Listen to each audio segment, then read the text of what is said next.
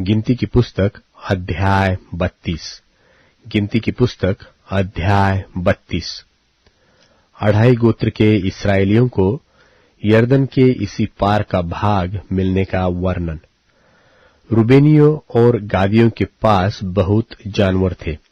जब उन्होंने याजेर और गिलाद देशों को देखकर विचार किया कि वह ढोरों के योग्य देश है, तब मूसा और एलीआजर याजक और मंडली के प्रधानों के पास जाकर कहने लगे, अतारोत, दिबोन, याजेर, निम्रा, हेशबोन, एलाले, सबाम, नबो और बोन नगरी का देश, जिस पर यहोवा ने इस्राएल की मंडली को विजय दिलवाई है, वह ढोरों के योग्य है और तेरे दासों के पास ढोर है।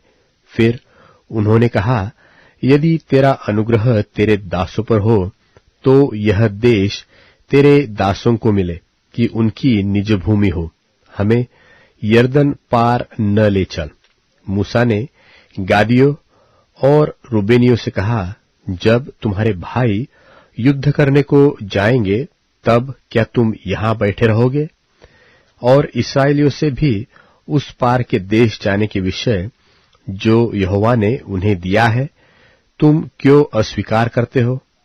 जब मैंने तुम्हारे बाप दादों को कादेश बरने से कनान देश देखने के लिए भेजा, तब उन्होंने भी ऐसा ही किया था। अर्थात जब उन्होंने एशकोल नाम नाले तक पहुंचकर देश को देखा, तब इस्राएलियों से उस देश के विषय जो यहोवा ने उन्हें दिया था अस्वीकार कर दिया। इसलिए उस समय यहोवा ने कोप करके यह शपथ खाई कि निसंदेह जो मनुष्य मिस्र से निकल आए हैं, उनमें से जितने 20 वर्ष के व उससे अधिक अवस्था के हैं, वे उस देश को देखने न पाएंगे, जिसे देने की शपथ मैंने इब्राहिम, इसहाक और याकूब से खाई है, क्योंकि वे मेरे पीछे पूरी रीति से नहीं हो लिए। परंतु यपुन्ने कंजी का पुत्र कालेब और नून का पुत्र यहोशू, ये दोनों जो मेरे पीछे पूरी रीति से हो लिए हैं, तो उसे देखने पाएंगे।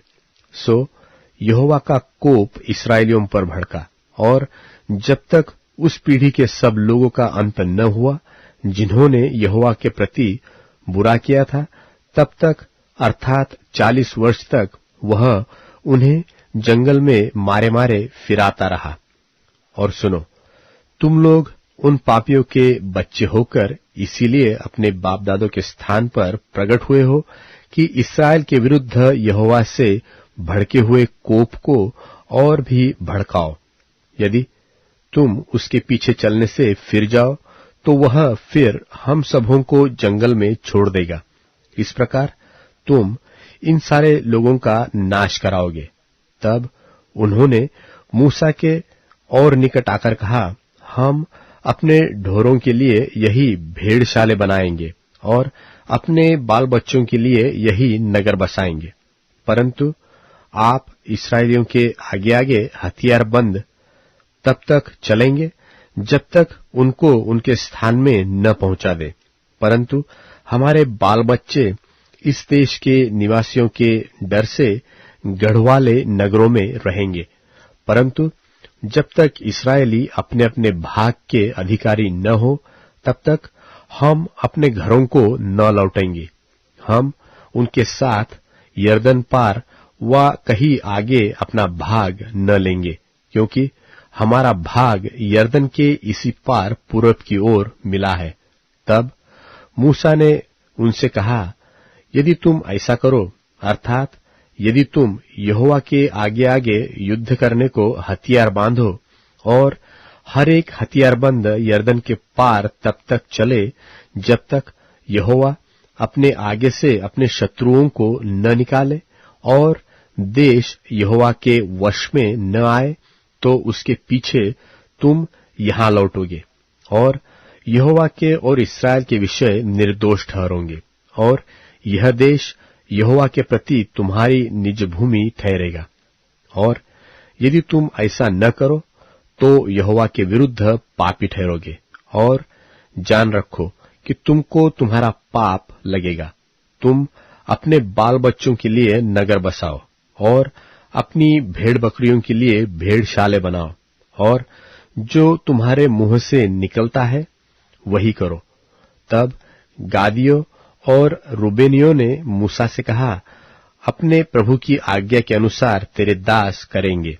हमारे बाल बच्चे, स्त्रियां, भेड़ बकरी आदि सब पशु तो यही गिलाद के नगरों में रहेंगे, परंतु अपने प्रभु के कहे के अनुसार तेरे दास सब के सब युद्ध के लिए हथियारबंद यहोवा के आगे आगे लड़ने को पार जाएंगे। तब मूसा ने उनके विषय में एलियाजर याजक और नून के पुत्र यहोशू और इस्राएलियों के गोत्रों के पितरों के घरानों के मुख्य मुख्य पुरुषों को यह आज्ञा दी कि यदि सब गादी और रूबेनी पुरुष युद्ध के लिए हथियारबंद तुम्हारे संग यरदन पार जाए और देश तुम्हारे वश में आ जाए, तो गिलाद देश उनकी निज भूमि होने को उन्हें देना। परंतु यदि वे तुम्हारे संग हथियारबंद पार न जाए तो उनकी निज भूमि तुम्हारे बीच कनान देश में ठहरे। तब गादी और रूबेनी बोल उठे, यहोवा ने जैसा तेरे दासों से कहलवाया है वैसा ही हम करेंगे।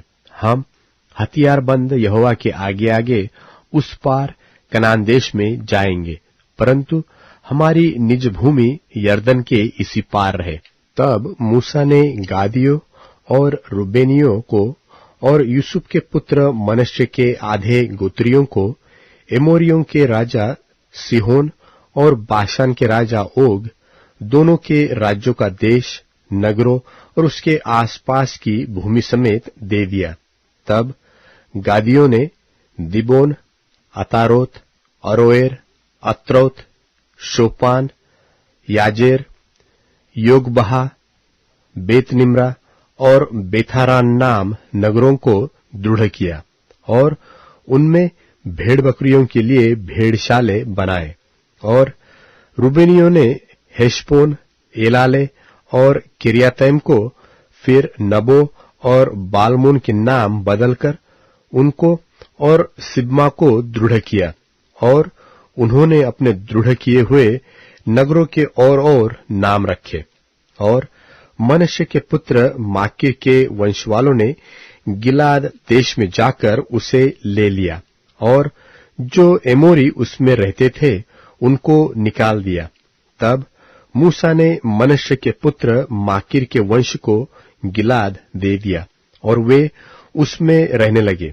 और मनश्शे याईर ने जाकर गिलाद की कितनी बस्तियां ले ली और उनके नाम हब्योत्याईर रखे। और नोबह ने जाकर गांव समेत कनात को ले लिया और उसका नाम अपने नाम पर नोबह रखा।